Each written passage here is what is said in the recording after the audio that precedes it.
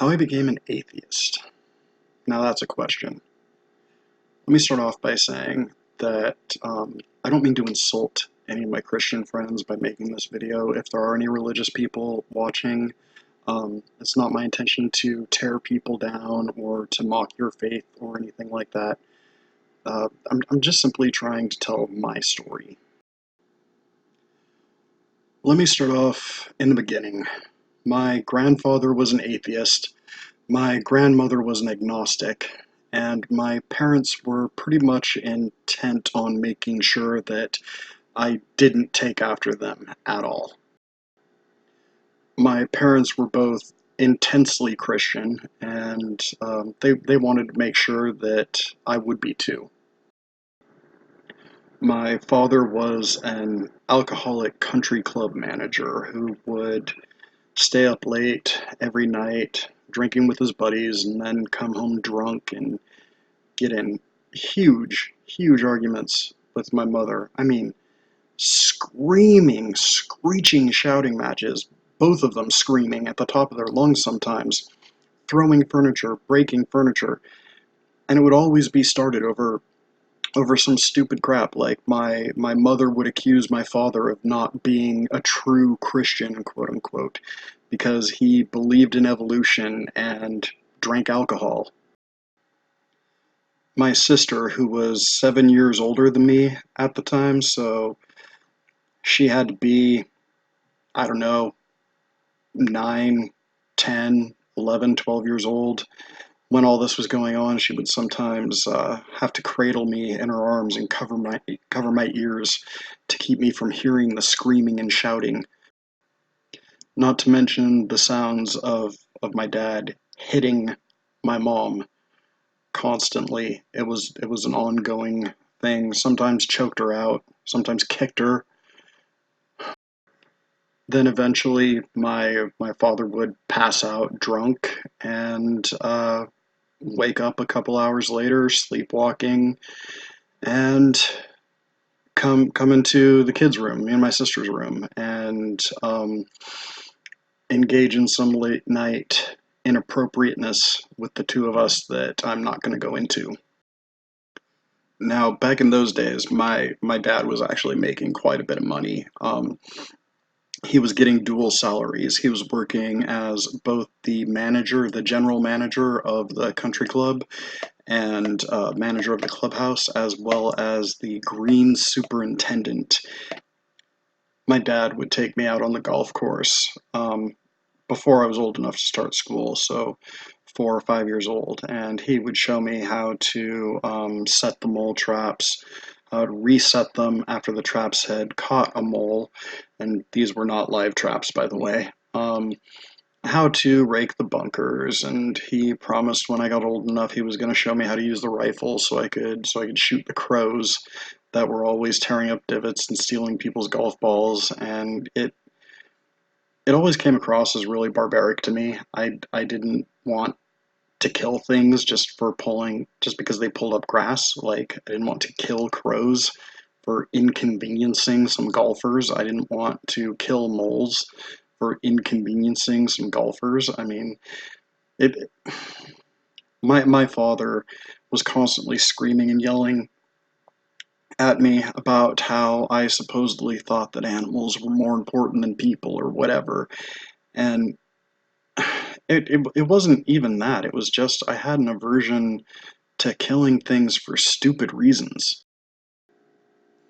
But yeah, so manager and green superintendent of the golf course. And he was getting both paychecks as though he were working both jobs, basically. So he was getting two salaries. And my mother insisted that I be put in a private school, a Catholic school, because she wanted me to be raised Christian, and the only school in town that was any type of Christian was the local Catholic school. And I was actually doing pretty well there at first.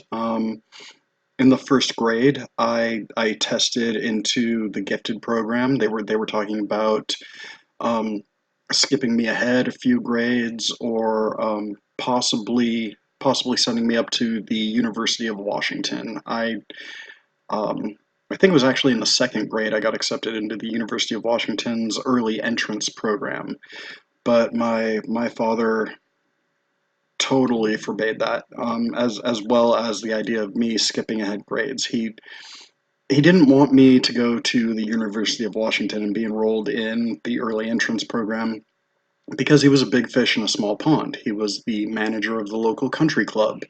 He was loved by his community. He had lots of friends. He was rubbing elbows with the local judges and lawyers, and he was he was kind of a big man, where I grew up. He was definitely a big fish in a small pond, and he didn't want to leave that. And he didn't want me skipping grades because he wanted me to have his childhood. He wasn't happy about me being in private school to begin with. He wanted me in public school because that's what he had when he was a kid. And he didn't want me to be skipped ahead. He wanted me to stay in my grade and socialize with kids my own age because he thought I needed to learn those social skills. And I'm not going to say there isn't a degree of wisdom in that, or that there wouldn't be when it comes to some kids, but I definitely look back on that as one of the major negative turning points of my life. The fact that I was not skipped ahead when I should have been, and was not allowed to join in with the University of Washington's early entrance program. That, well, I guess there's no use looking back. Also, when I was in the second grade, I started to really make a big impression on my classmates and my teachers and a lot of the higher ups in the school for my artistic ability. I was constantly drawing pictures, and I had my classmates always gathered around my desk, and the second grade teacher I had would pin my pictures up all over the wall, and it was really great. It was a hell of a self-esteem booster, especially with not getting to skip grades and go off to smart people school. When I got to the third grade, though, my third grade teacher was having none of that. She didn't want me getting any special attention or um, or any special treatment or anything like that. She put an end to all of that. So no more pictures pinned up on the wall. Um, Kids got in trouble if they were gathered around my desk during breaks. It Yeah, yeah. My third grade teacher really wanted to make sure that that everybody got treated equally, which I guess isn't that bad. But she seemed to really, really resent me. And of course, this was about the time that my grades started slipping. I had gone from testing out at the 11th grade level in math comprehension in the first grade to now being in the third grade and only testing at, I think, the fifth grade level in math. And I think I was about the same grade level in reading.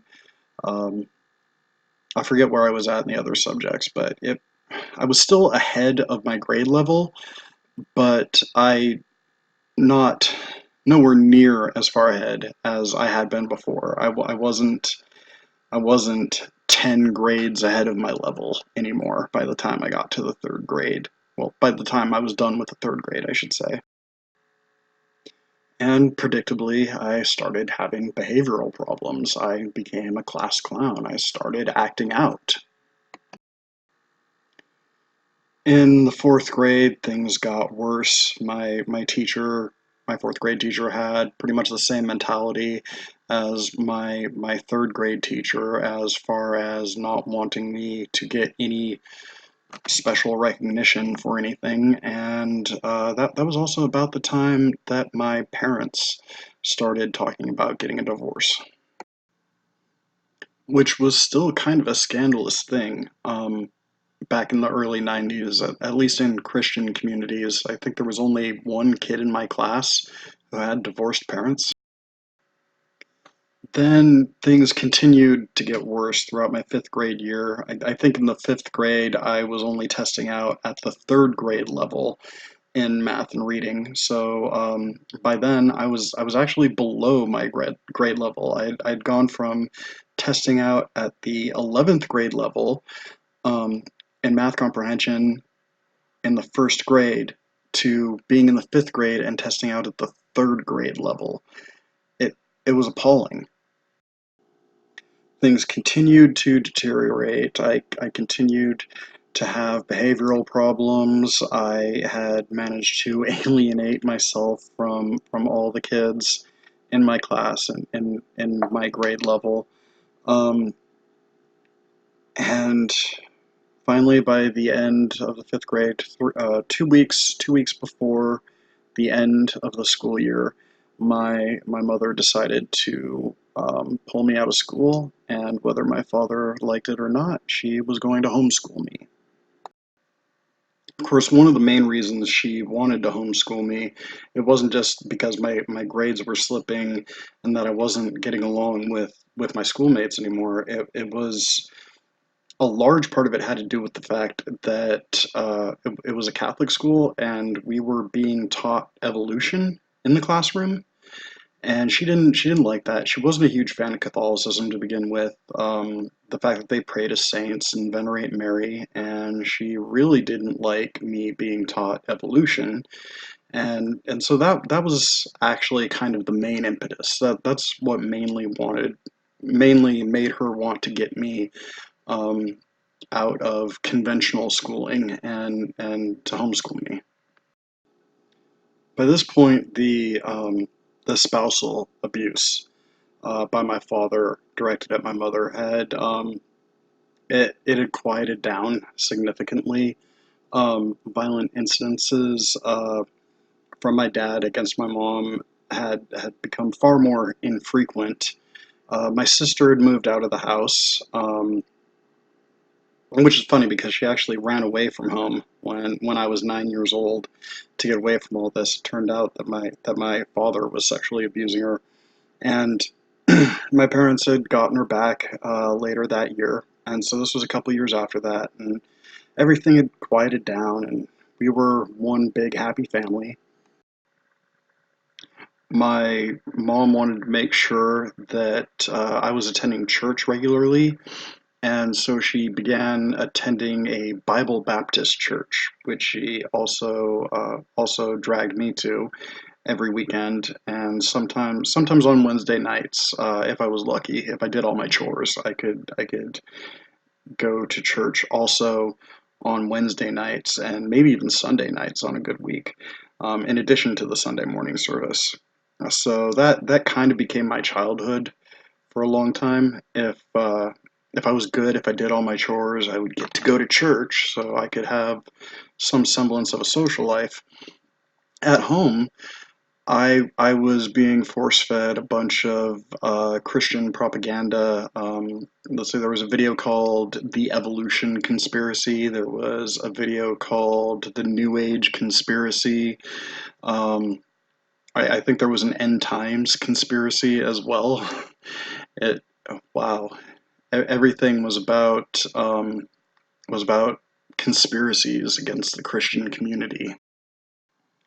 Then, when I was about 12 years old, we we were living on the same piece of property as my grandparents, and my mom decided it'd be a good idea to get me some chickens to raise. It would increase my sense of responsibility and would help my grandfather feel more at home because, well, he'd grown up on the farm. So my mother decided that I was going to raise some chickens.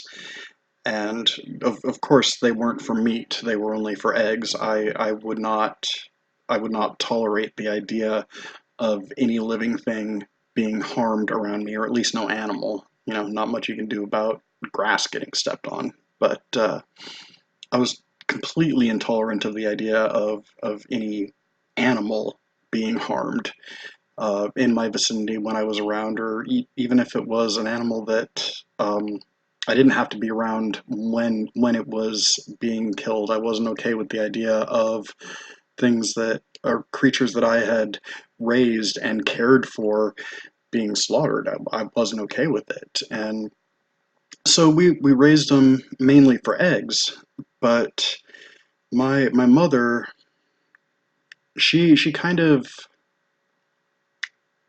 held them hostage to get me to do what she wanted. Anytime I stepped out of line, anytime I backtalked, anytime I didn't do my chores, she would threaten to kill my pet rooster. Then my mom decided that what I needed was some good Christian friends. So she bribed the mother of a local redneck family to have one of their kids come and play with me. She bribed them with eggs, with eggs that our chickens had been laying. A dozen farm fresh eggs every 2 weeks, and in exchange, the the kid from the other side of the neighborhood would come over and play with me, and we'd be friends. And his family was even more insanely over the top Christian than my family was. They had about 8 kids, and they were not allowed to watch television. They had a TV antenna, and this was out in Aberdeen, Washington, where there are no television stations for miles except for the local Christian station. So of course that was the only thing the antenna would pick up.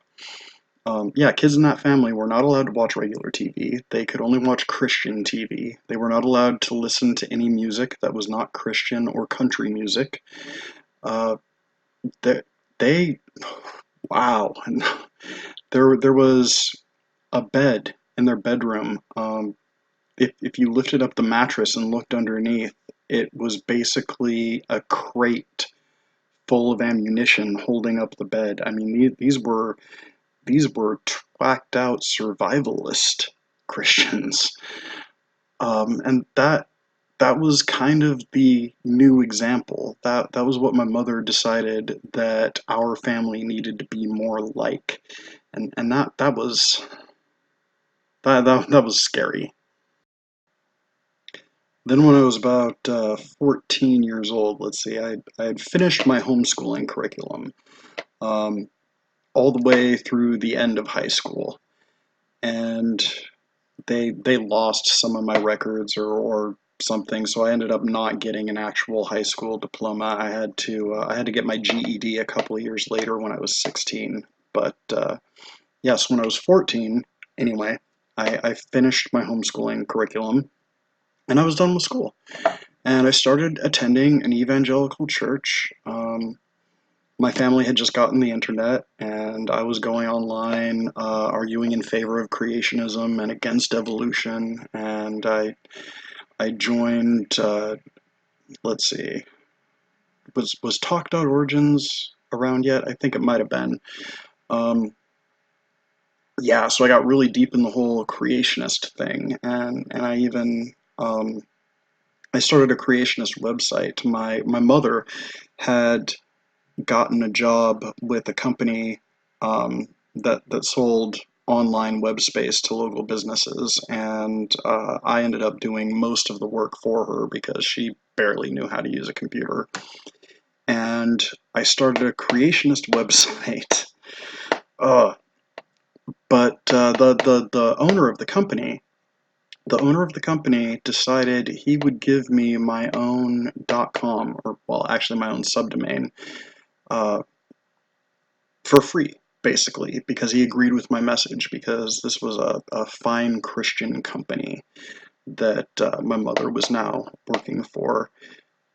So around that time when I was 14, my life had dramatically changed. I was connected to the internet, I was going online, I was frequenting Christian chat rooms, I was I was being stupid and arguing with scientists about evolution, but that would end up being really helpful to me later on. Um, I was going to an evangelical church uh, that it was basically Pentecostal. They were officially non-denominational, but they were holy rollers. They were basically Pentecostals, spoke in tongues, got slain in the spirit, all that other stuff. And by that time, the spousal abuse by my father against my mother had resumed. She had gotten a restraining order against him, and she was looking to start divorce proceedings, which I think officially started the next year when I was 15. The creationist website that I ran, it was called the Talk.Science Archive. It was kind of a creationist parody of the Talk.Origins archive. It wasn't really related to the news group Talk.Science, although that's what everybody assumed. Um, yeah, and I'm really made an ass of myself, picking arguments with actual scientists. I remember at one point I went onto a fossil reconstruction website, and I saw they had a replica of the Java Man skull cap listed under Homo erectus. Now, at that time, I had been under the creationist misconception that the Java Man skull cap, Trinell 2, I believe it was actually a gibbon skull. I don't know if any of you have ever heard that creationist argument that Eugene Dubois took the skull of a gibbon and claimed that it was a human ancestor. And one of the scientists, one of the paleoanthropologists who worked for that company, actually emailed me back and in fairly kind words told me what an idiot I was being, and the fact that the Java Man skull cap has a cranial capacity almost 10 times that of a gibbon. A gibbon skull is like, what, between 90 and 100 cubic centimeters, and the Java Man skull cap is, if I remember right, somewhere around 900. Don't quote me on that. But I quickly gained a reputation among the evolutionists that I argued with of being a cut above the average creationist. For example, when it was pointed out to me that the creationist argument about the Java Man skull cap being a gibbon was proven false to me, I stopped making the argument. When somebody would point out that I was in serious error and I couldn't deny it, I would stop repeating that claim. I would stop making that error.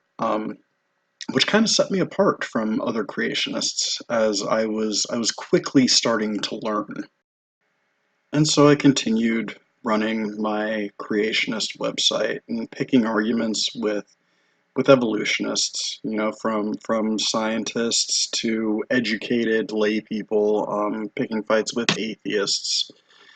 I man, I I was on fire for Jesus at my local youth group. I was completely turned over to the evangelical mindset. And then later that year in 1998, a huge bomb dropped.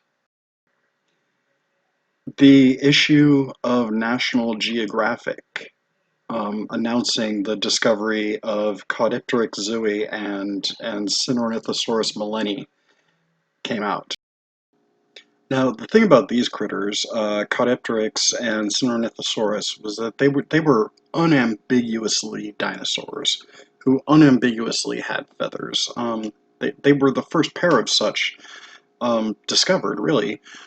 Um, they they differed from more, let's say, classic transitional forms like Archaeopteryx lithographica, because whereas Archaeopteryx, it had some reptile-like features. It had claws, it had teeth, it lacked a beak, it had a long bony tail, but most creationists, including myself, were content to say that it was just a bird. You know, okay, sure, it had a tail, but I mean, there are mammals with tails and mammals without tails, and there are reptiles with tails and reptiles without tails, and there are amphibians with tails and amphibians without tails. So all Archaeopteryx really showed to me in my creationist mindset was that there are some birds with tails and some birds without tails, and I was pretty content to explain away all of Archaeopteryx's features um, using that kind of reasoning. But Caudipteryx and Cinornithosaurus, they were something different. Archaeopteryx, at least it had wings, it had flight feathers, asymmetrical flight feathers. Um, it was definitely a flying creature, and so that helped with trying to claim that it was just a bird. But with Caudipteryx and Cinornithosaurus, they had symmetrical, non-flight feathers.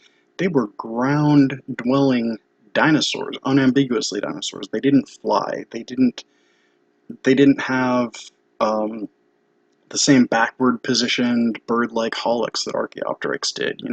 They were missing even more avian features and had even more reptilian features than Archaeopteryx. And so I was faced with something qualitatively different in that issue of National Geographic. I, for the first time, was faced with with a pair of creatures that could not be anything but transitional forms. And that was mind-blowing to me because I had been in the creation versus evolution circuit for a while, and I had heard the evolutionary arguments for why there weren't more transitional forms in the fossil record. At that point, we hadn't found nearly as many as we have today. Um, and I understood things like the rarity of fossilization and punctuated equilibrium and all that. And so I was kind of betting that even if evolution were true, they would never ever discover such a beautiful, perfect example of a transitional form as these creatures. Like, this was the proof of evolution I had been asking for, thinking that I was holding such a high standard for proof that even if evolution were true, proof like this would never be found. And yet here it was. It was staring me in the face. And I went cold. I was in shock. I couldn't believe it. It was like it was gut wrenching. It was painful. I had to step outside to compose myself. I looked at the trees and I reminded myself that they're not green because some creator thought that that would be an attractive color. They're green because of chlorophyll, which they need to survive. They block out a lot of sunlight, not to give a shade, but because they need to absorb as much sunlight as possible. They're tightly packed groups of cells reaching for more sunlight. They're not created objects. They grow from seeds that grew from other seeds that grew from other seeds.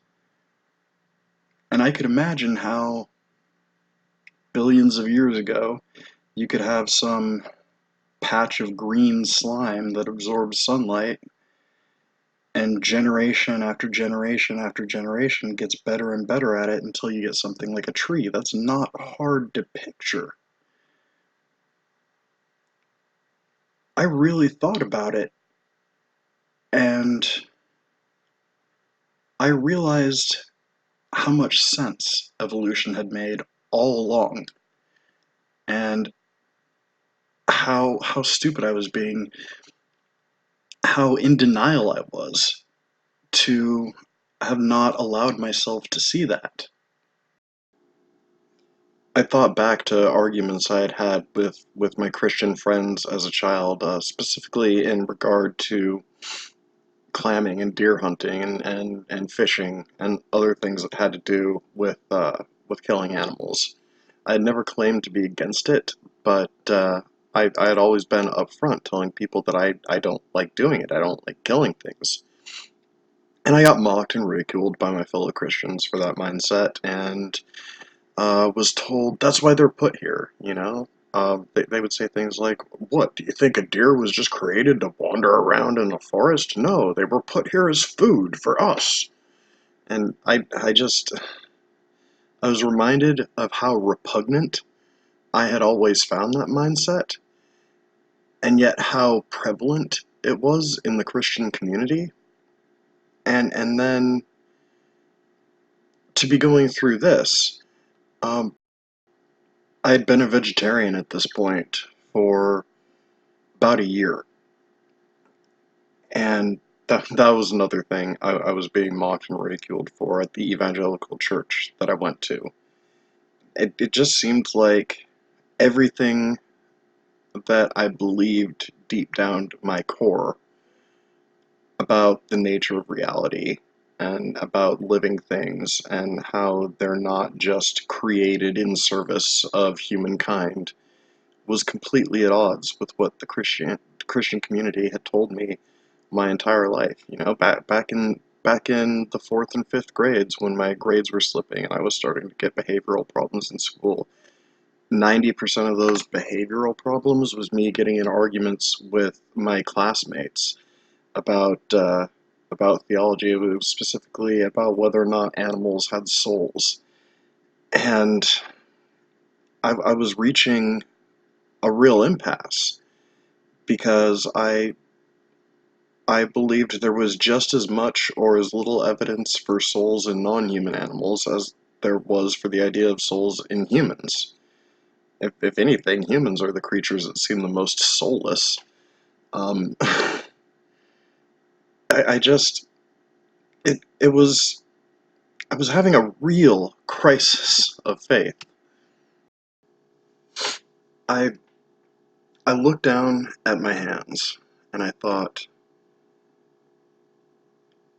wow, these fingerprints we have are incredibly intricate structures.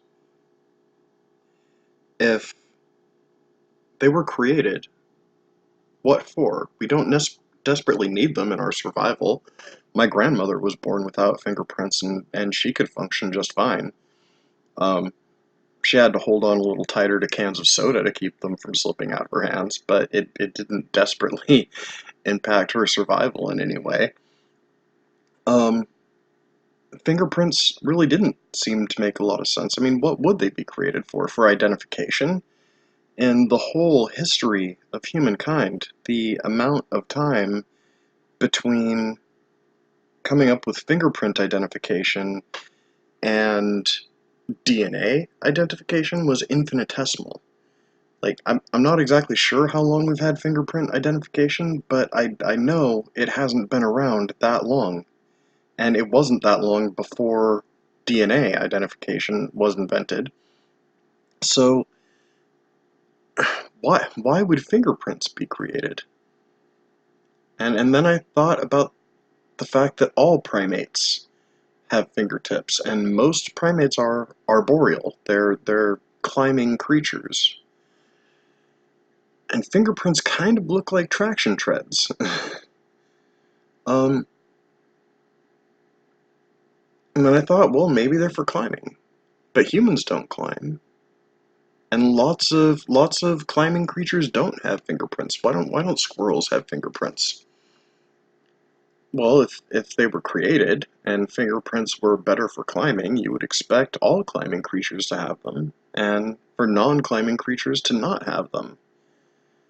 But if evolution were true, if fingerprints evolved in primates who were climbing creatures, and that feature were still around in primates who were no longer climbers, then it would make perfect sense for humans to have fingerprints as well as all other primates, and for other non-primates to lack that trait, because it didn't evolve in them. The relevant mutations just never happened.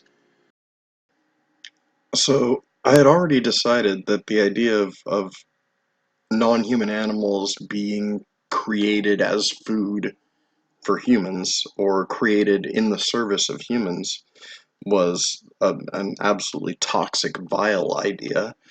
Um, Trees were clearly growing and existing for their own purposes, not for the benefit of humans, and even features that humans had, like fingerprints.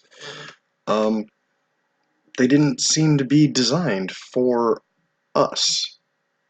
Uh, there was just there was too much adding up, and I found myself starting to wonder, is this even what I want to believe in? Not only have I been holding on to this belief because it's what I wanted to believe rather than what I thought I should believe or where I thought the evidence led me. Not only was I hanging on to this belief simply out of sheer desire, just because I wanted to, but I found myself wondering if that was even really what I wanted. And then I thought, wait a minute, let's not be too crazy. I can't throw away everything I've ever believed in just on a whim, or because I feel like I don't like it right now, or because I'm in shock, because I saw something I didn't expect. I needed to take some time and think about this. And I was at a point where I had to make a decision. Did I want to be a man of God first and just continue believing in Christianity no matter what? Or did I need to be a man of science first and go wherever the science led me? And I remembered back to when I was 2 years old, when I told my mother that I wanted to be a paleontologist. Um, that science had always been the most important thing to me, and that's what I needed to do. So I was going to take a step back, try and divest myself of all preconceptions, try and pretend as though I had come to no prior conclusions on the matter, and try to make my decision based simply on what the evidence seems to more strongly imply. I took another look at the creatures Caudipteryx and Cinornithosaurus, and I thought, well, they look pretty different from one another and from other creatures in the fossil record. So here were two kinds of animals that appeared to be somewhere in between a bird and a reptile, but does that actually go against the Bible? I mean, they could still be argued to be separate kinds of creatures.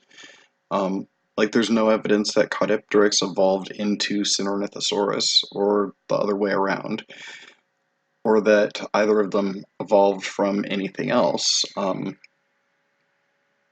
Which is what I was telling myself at the time. We didn't have transitional fossils between them and anything else.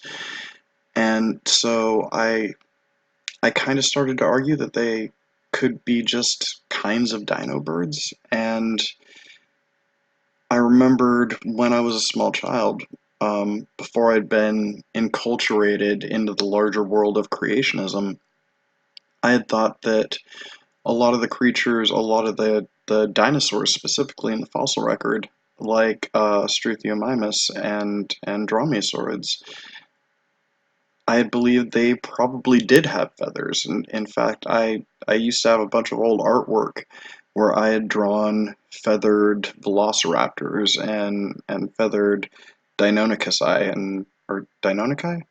Deinonychi. And I had drawn them fully feathered and had termed them flightless birds of prey. It was only later when I became enculturated into the larger world of creationism that I felt the social pressure to give up that idea. Um, even though I was a creationist and still a child at the time, that I thought that these flightless birds of prey were just that. It wasn't an evolutionary belief. I didn't believe that that birds had evolved from dinosaurs, but I did believe that some dinosaurs were in fact birds, like Struthiomimus, like dromaeosaurids. And then when I became enculturated into the wider, larger world of creationism, I felt the social pressure to give up that belief and had begun arguing that no, dromaeosaurs are clearly reptiles and creatures like Archaeopteryx are clearly birds, and they might have some similarities, but they're still clearly distinct things.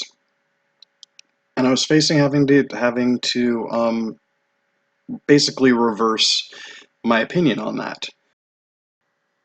Now, by this time, my parents were deeply embroiled in divorce. My mother and I had moved to Raymond, Washington, and there was a Christian rock concert coming up. I continued to attend the same evangelical church, even though it was an hour away now from my new location in Raymond, Washington. I'd moved from Aberdeen to Raymond, and so there was this Christian rock concert coming up called Acquire the Fire, um, and I went to it, and they ended up doing this huge spiel on the theory of evolution, and up on the big televisions, the screens they had at the concert, they showed a picture of the evolutionary sequence leading from an ape-like ancestor to modern humans.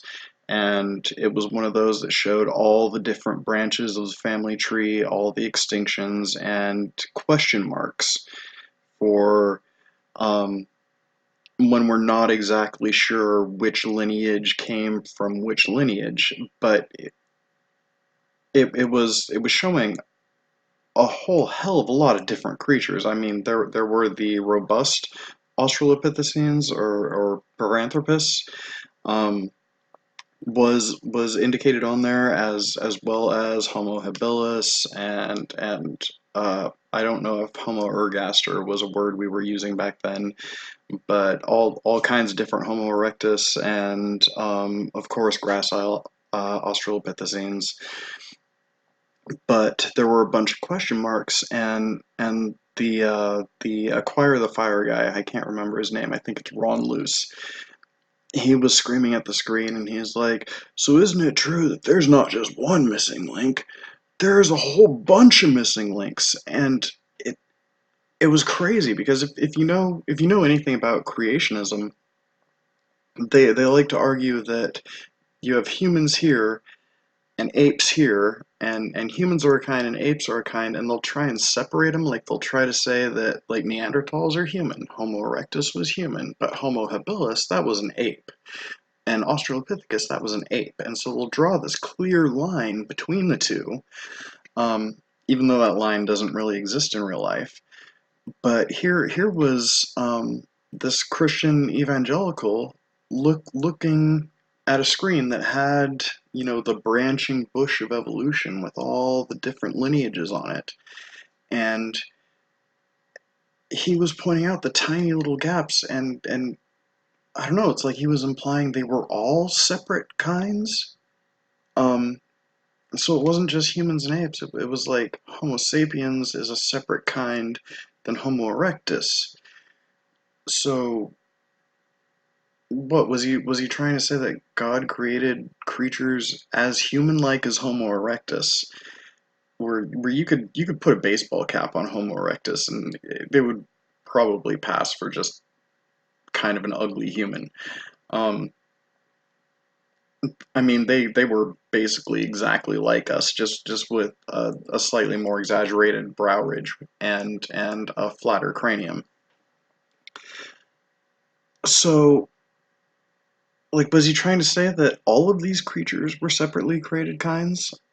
I just didn't get that. Like, there's not just one missing link, there's a whole mess of missing links. Was he just trying to come up with any argument he could that made evolution look bad? Like, was this guy a scam artist? Was he just trying to scam people? He had to know what he was doing. Um, he wasn't in agreement with other creationists. It seemed like he was literally just finding a way to criticize a picture, an image. You know, there were question marks on it. So there's a whole mess of missing links. Like, was he really that dumb? Or was he a con artist? And I got in arguments with this with my youth pastor afterwards and the youth leaders. I was brought into special meetings. My youth pastor, he sat me down and he said, out of all the people who were in that stadium that night, how many of them do you think thought this guy was a scam artist? And I said, probably nobody. Probably only me. Or maybe a couple other people. And he said, well, that's the problem. Yeah, that is the problem. At this point, I was also having difficulties at home.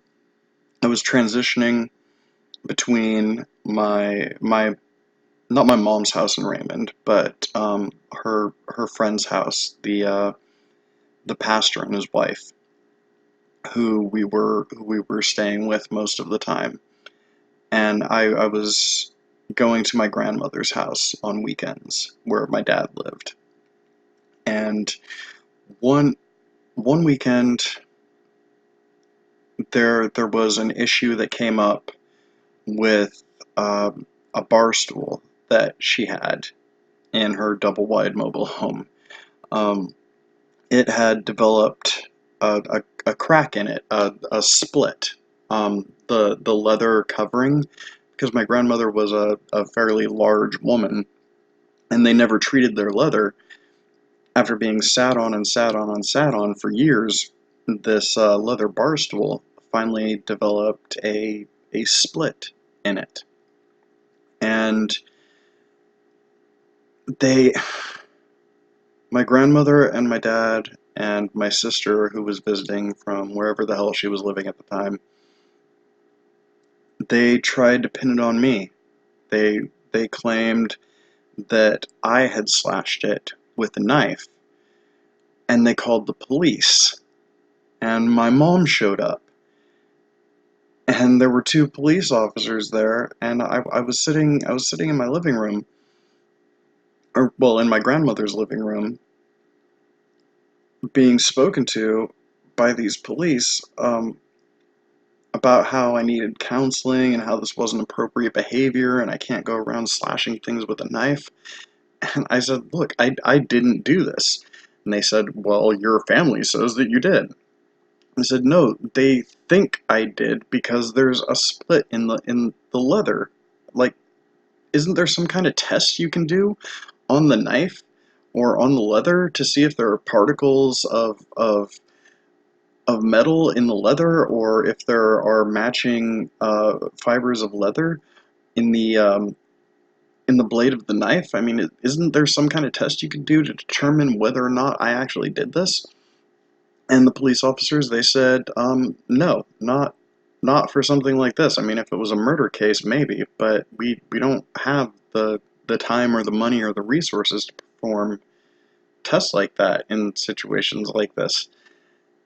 And I said, so because you don't want to go to the time and the expense of finding out whether or not I'm telling the truth, you're just going to assume that I'm lying. And the police officers, they turned to my mother and they said, obviously your child is deeply disturbed. Yeah, deeply disturbed because I asked for evidence and criticized them when they gave the excuse of, oh, we're too busy. Apparently asking for evidence makes you disturbed when you're living in a Christian community. Um, One thing I have to say to their credit, though, is when they said that I needed counseling, and my mother told them that I was in spiritual counseling at my church for my authority issues. They they said I needed to be in actual counseling and not in Christian church counseling or spiritual counseling, which I agree with in general principle. Going to real counseling is definitely better than Christian spiritual counseling, but it they were saying that based on the assumption that I had actually done this. Like they came to the scene with this preconception in their head that there was a kid going around slashing stuff with a knife, and they could not be talked out of it no matter how much you showed them that their reasoning for jumping to that conclusion to begin with was completely faulty. They jumped to that conclusion because that's what had been reported to them by my family, who had jumped to that conclusion because, I don't know, my grandmother was insecure about her weight. She would rather accuse me of being a little psychopath than admit that, she was too heavy and split her bar stool after years of sitting on it. Um, I don't know, but apparently that made me a deeply disturbed child. The fact that I said, so because you don't want to take the time to find out or go to the expense to find out whether or not I'm telling the truth, you're just going to assume that I'm lying. That statement from me meant that I was disturbed. Then at one of the youth group services that I went to, my youth pastor got on stage in front of 150 some teenagers and declared to the entire youth congregation, "You are not an animal. Evolution wants you to believe that you are an animal, but you are not an animal." I emailed my youth pastor later on after the service, and we began having it out over emails, arguing all the time. I told him, look, an animal is any living thing that has the ability to move itself. Humans fit that definition. And his retort was, "You're doing your science thing again." To which I responded, I thought this wasn't supposed to be check your brain at the door Christianity. We kept going rounds and kept going rounds. And all the while, I continued to research evolution, and I continued to research the history of the Bible. I found out about the Epic of Gilgamesh, and how the flood story in the Bible was basically plagiarized from the 11th tablet of said Epic of Gilgamesh. How most of the early stories in the Bible had been plagiarized from other religions that had existed alongside the ancient Hebrews. And none of it could really be trusted. How I read about how the Exodus probably never happened, how the ancient Egyptians didn't even really know of the existence of the Hebrews. Um, well, actually, that might be an exaggeration. I think they did know of them, but they definitely didn't know as much about the Hebrews as the Hebrews knew about them. Because it's freaking Egypt. They were the powerhouse of the Mediterranean for a long time. But yeah, so I was looking at the fact that most of what was in the Bible was just patently untrue, and I I lost it. My faith began to crumble. The arguments I had been getting in with my youth pastor about whether or not humans were an animal, him expecting me to check my brain at the door in order to be a Christian, all the while claiming that we were not practicing, check your brain at the door Christianity. The the fact that the early books of the Bible had been plagiarized from other polytheistic cultures at the time, just everything. It all came crumbling down. There there was no there was no ground left to stand on for me if I wanted to continue believing in Christianity. I mean, I started to think, well, maybe the main point of the early books in the Bible isn't to say what happened when. Like maybe the point of the book of Genesis isn't about um, isn't about the beasts of the field being created on the fifth day, or plants being created on the fourth day, or the particular order things happened in. Maybe that was plagiarized from the other cultures at the time because the point was to say, hey, your gods didn't do this, our God did.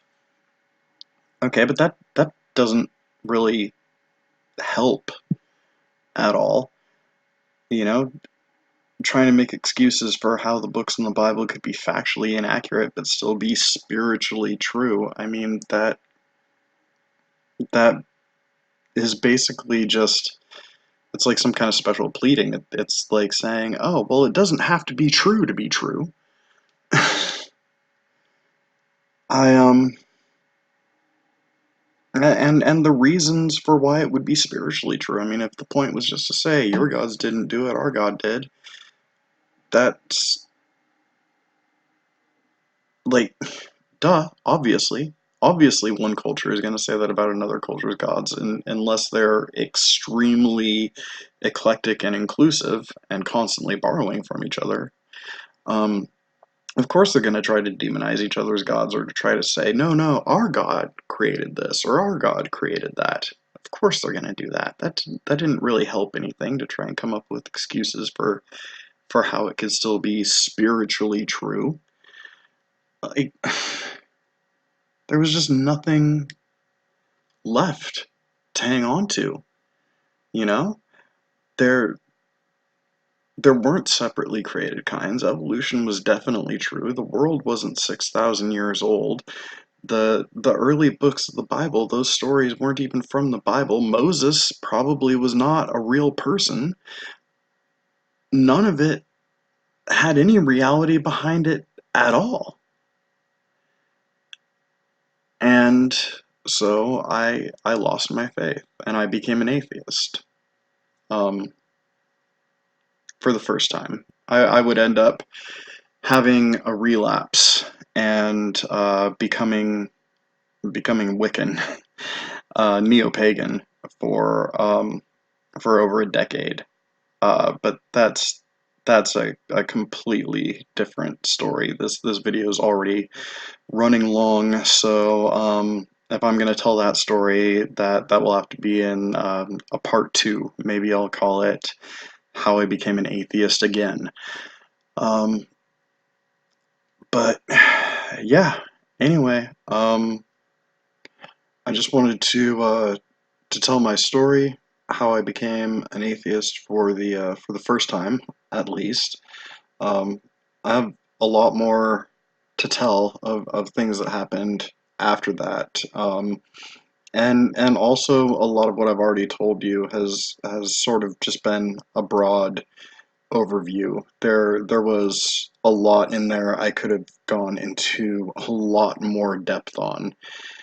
But for now, I think I'm going to call it a video. So yeah, remember to like and subscribe, and peace out.